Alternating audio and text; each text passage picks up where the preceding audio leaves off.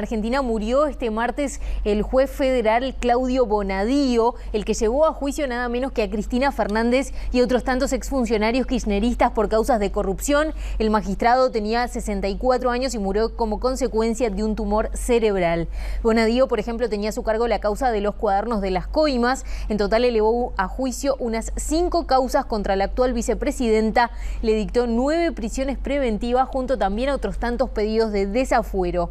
Por supuesto que esta noticia genera alto impacto en Argentina, al punto tal que el abogado de Cristina Fernández dijo, por ejemplo, que con él se muere una de las peores partes de la justicia y añadió que la muerte le sienta bien. Mucho para analizar sobre el impacto de esta información de la muerte de Claudio Bonadío, y para eso ya estoy en contacto en BTV Noticias con nuestro analista internacional, Claudio Fantini, que se encuentra en Argentina. Claudio, ¿cómo estás? Buen mediodía para ti. Hola Valentina, un gusto saludarte. Bueno, ¿qué revuelo genera el fallecimiento de este juez tan importante, de tanta relevancia por sus causas? Concretamente, ¿qué fue lo que sucedió con su salud y por qué se volvió una persona tan relevante, Bonadío?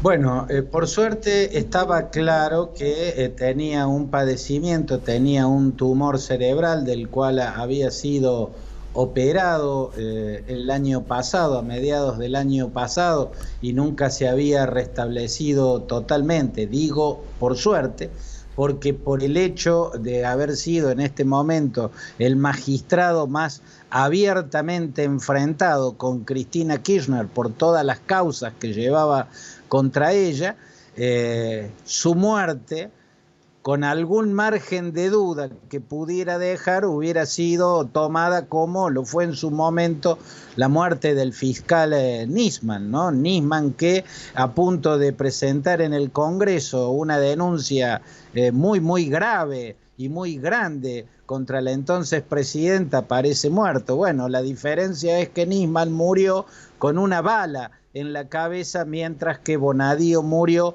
con un tumor en la cabeza. Por lo tanto, no hubo margen para las teorías conspirativas, para las suspicacias, para los comentarios cargados de sospecha. Se trata, sí, de un notable de la justicia. Hay personajes cuya notabilidad los hace trascender incluso las fronteras de su país, los hay en todo el mundo.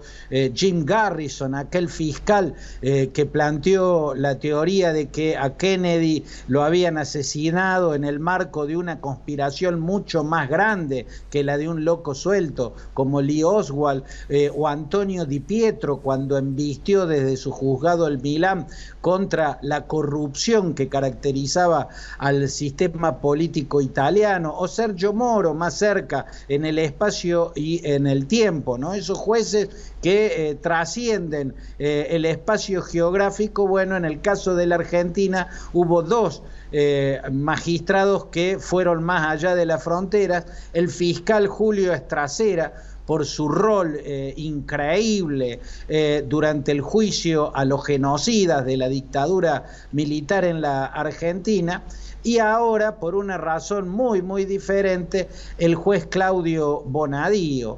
El juez Claudio Bonadío tiene un lado oscuro, si se quiere, ¿no? Haber sido funcionario de Menem, que luego, a través de la servilleta de Corach, como le decían a los apuntes con los que señalaba y designaba jueces, el ministro clave de la presidencia de Menem, él se convierte en juez federal. Y luego va a tener otras páginas cuestionables. Sin duda están los que ven y tienen razones para ver cierto ensañamiento de Bonadío contra Cristina Kirchner, cierta desmesura en generarle incomodidades. Pero también está a la vista que Bonadío, desde que ella ocupaba la presidencia, fue de los pocos magistrados que tuvieron el coraje de hacerse cargo de causas donde la corrupción es visible, y ella o era parte de esa corrupción o era una gobernante negligente que no veía lo que ocurría bajo sus narices, Valentina. Sí, es bien interesante, Claudio, justamente, visto con la óptica uruguaya, la unión que hay entre política y justicia en Argentina es por lo menos que llamativa. Ahora te pregunto porque justamente su relevancia y las causas que tenía y esa incomodidad de hacerla ir muchas veces a la justicia, declarar los pedidos de desafuero, etcétera, hacen que uno se pregunte qué va a pasar de ahora en más con esas causas, y teniendo en cuenta el nuevo gobierno kirchnerista que acaba de asumir. Se hablaba de que iban a pedirle explicaciones por sus causas.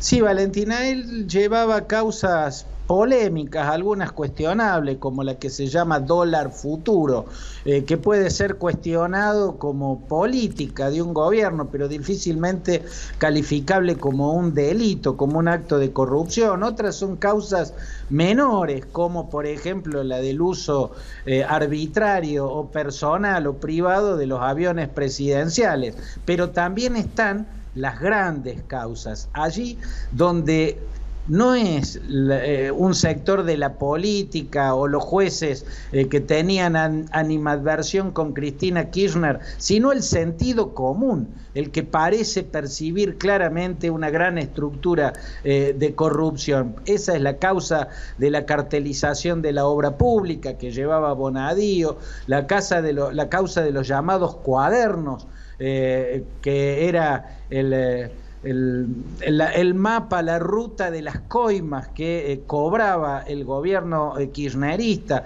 el memorándum firmado por el gobierno de Cristina Kirchner con Irán, en la causa OTE Sur, los sauces, o sea, la que hacen a empresas de la familia Kirchner que aparentemente blanqueaban dinero que obtenían de la corrupción.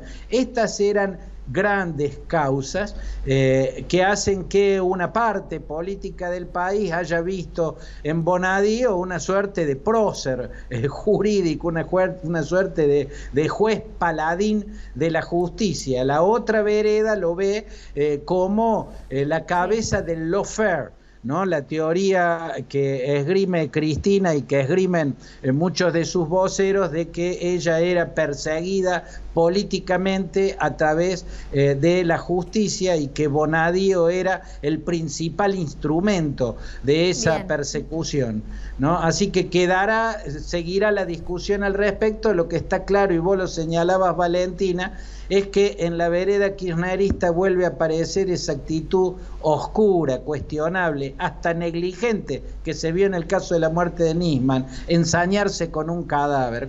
Si alguien acaba de morir, mejor queda el silencio que lanzar esas acusaciones que vos habías mencionado. Claudio Fantini, gracias por tu reporte desde Argentina.